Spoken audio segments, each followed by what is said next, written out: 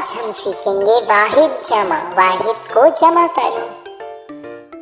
वाहिद, वाहिद एक चीज को वाहिद कहते हैं।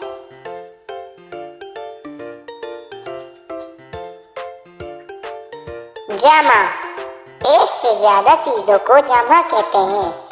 जो चीज एक से ज्यादा हो उसे जमा कहते हैं। अंडा, अंडे, बकरा, बकरे, पौधा, पौधे,